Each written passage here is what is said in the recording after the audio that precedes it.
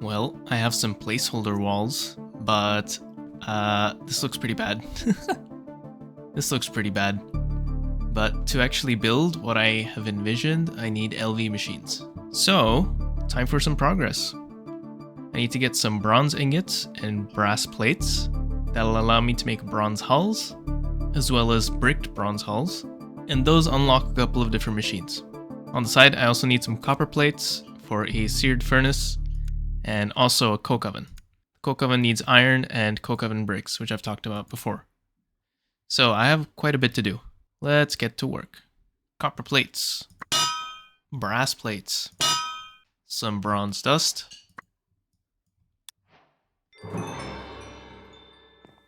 and my first bronze ingot. Seared furnace controller. This is a multi-block, but unfortunately the game doesn't show you how to build it because it's modular. Or rather, you can sort of define the dimensions yourself. To do so, I think I need one of the glass type seared blocks. The cheapest is probably this one. Or this one, seared glass. Oh no, this one doesn't store liquids. So one of the ones that can store liquids. So either seared window, seared gauge, or seared tank. I think I'll make the seared gauge because that's mostly glass. And I also need a bunch of seared bricks. I don't know how many I need, so I'm just going to make a bunch. Here's the gauge. Here's a couple of bricks. Honestly, this might be enough to get started, but the bigger the better. Now there is a much easier way to get seared bricks now. The old route was smelting grout, but there is a better way. With a stone anvil, I can beat one seared stone into 4 seared bricks. And the seared stone, I can get from a pure daisy using grout. So this is 4 times better than just smelting grout. Quick little nighttime excursion. And as for where to put this controller, I guess it doesn't really matter now because this is all a work in progress. So I'm just going to put it probably right here. So I'm going to put the gauge down and the controller. And I think it's something like this, and I just need to make like a closed structure. So I need a few more bricks. Oh, perfect timing. Wait, can I just chisel this? Oh, I can. I can just chisel this into bricks. Even easier. I don't need the anvil or whatever. I think this works. Whoops. Or I thought it did. Maybe it needs to be closed as well. Yeah, it did. There we go. So now I have a couple slots. I do need some fuel, of course, but the quest gives me some lava cells. They're too hot. Now I'm also going to get this coke oven going, make some bronze hulls and brick bronze hulls. Maybe 4 of each is probably good. And then we'll continue, and I'll talk about how this works as well. It's pretty simple. It's just a furnace, basically. Actually, I need a bit of iron right now, so let me show you how this works. I put in the ore, and it can't be smelted. Let's try that again. Alright, now. I take my crushed ore, and I put it in, and it starts smelting. It does 16 at a time. So this is essentially 16 parallels, which is pretty nice. It should be done pretty soon. I've already gathered up the coke oven bricks. I have a full stack. It was very easy to make because coke oven bricks, or the brick items, you just burn clay. So I just chucked 4 stacks of clay into a fire and I got this in like 2 seconds. Very easy to make. I just need some buckets and some iron plates, and then I can actually set up the coke oven already. And it can be automated. And done. 16 iron ingots. Awesome. I don't know if it does all 12 of these slots at once, because then that's 12 times 16 parallels, which is kind of insane. But I don't know. I don't have enough ore to test, so that's a future experiment. For now, I'm gonna get this coke oven done. And a coke oven.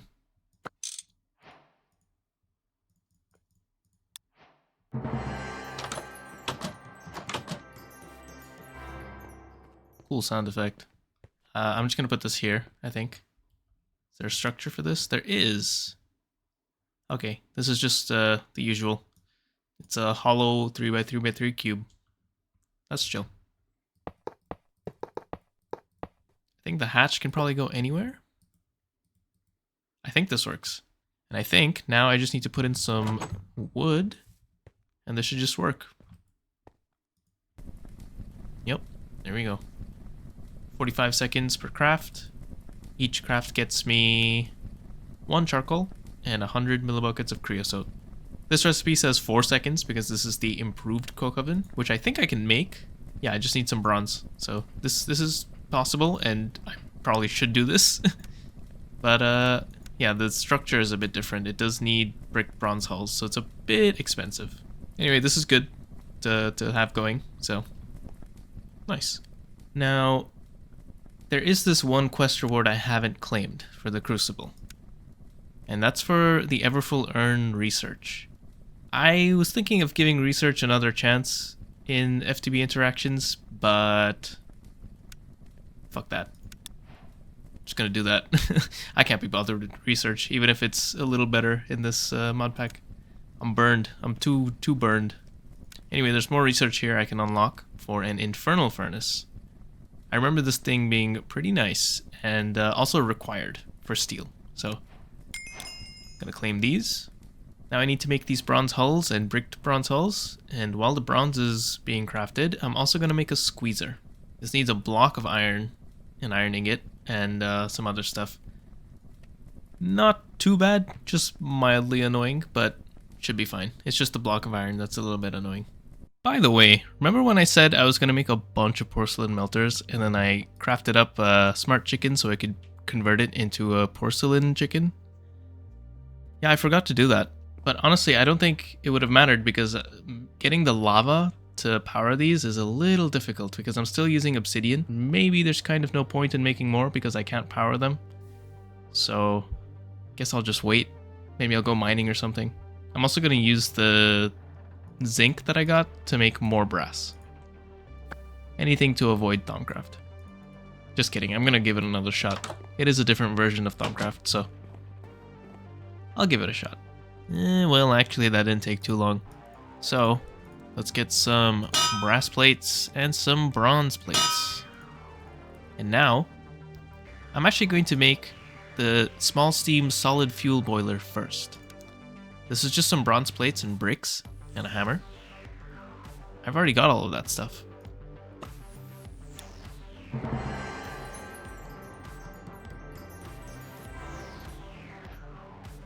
And that actually completes a couple of things. It completes this quest, which gives me some bronze plates, which is really nice. And it also completes a major progression goal. I get the trophy for Steam Age and some more bronze plates. Where did I put my trophies? Oh, they're still here. I really need to make a trophy display room. Look at the dates on that. September 15th, November 2nd.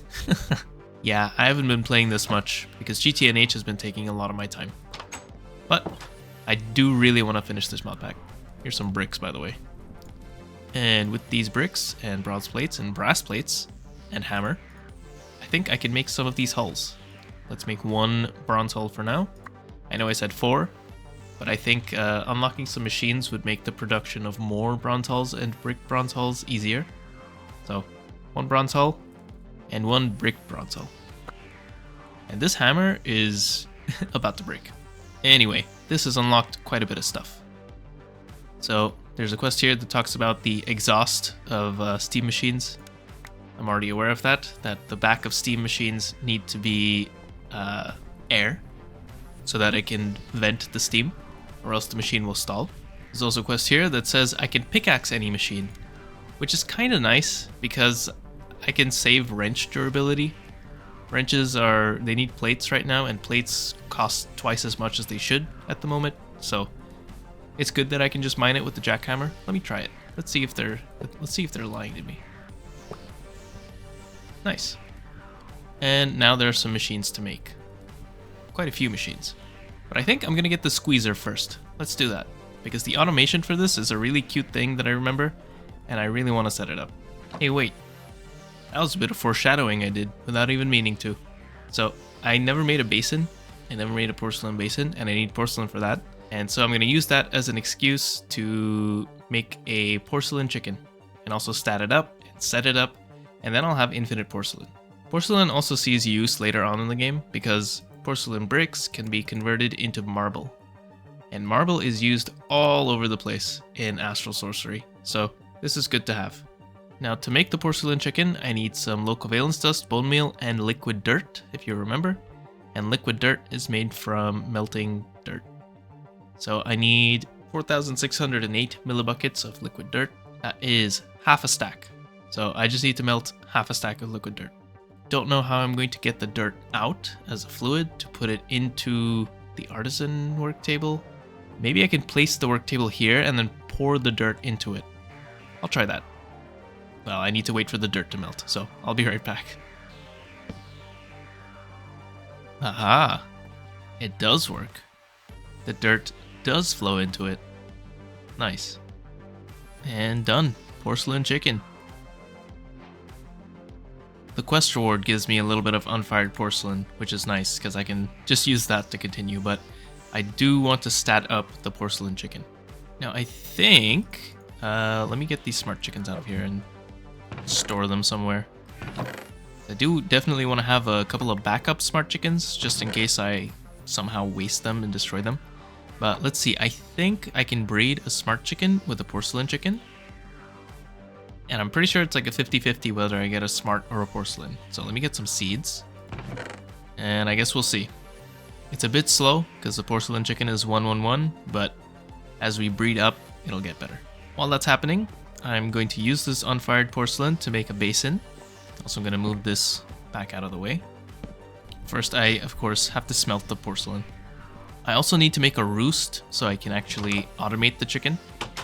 And probably a roost collector, is that what it's called? Yeah, a roost collector would be nice as well, and maybe a wall of drawers to store all the eggs. Ah, there's a lot to do. Here's casting basin. And really soon, I will have enough iron to make the block, and then we can make the squeezer and set up the squeezer automation. And then I'll take a look at the machines and start making some of them. I think I'm going to start with the forge hammer, because ingots to plates is pretty painful right now, 2-to-1. This is 1.5-to-1, so that's a lot better. There's also a steam miner, which I think is new. I don't remember this in the original pack. I don't know how I would provide steam to this, because it's quite a bit of steam. 16 liters per tick and takes 16 seconds per block. That's really slow, and that's a lot of steam. And it needs 2 diamonds. I don't know if making this is worth it. I'm sure making like the bigger ones are worth it. Like the HV one is definitely worth it. The MV one is arguably worth it. But the LV and the Steam ones, I might skip one of those or both of those. I'm honestly just surprised the Steam miner exists. That's funny. Everything is done for the squeezer. And here it is. From Integrated Dynamics. Squeezer. Now, the reason I wanted the squeezer is because look at how it's automated, right? Well, let me show you how it works, first of all. Let me grab some ore. Here's some magnetite. I put the magnetite inside. Can I put more? No, just one at a time. So I need like a hopper system to put magnetite or whatever ore inside. And then you get on top and you start jumping. Isn't that so goofy? And that gets you iron dust directly, not just crushed magnetite. It gives you straight up iron dust. And how do I reset this actually? Redstone signal maybe? Yeah, okay. And a redstone signal resets this. So how do I automate this? I'm obviously not just going to stand here and jump on it all the time.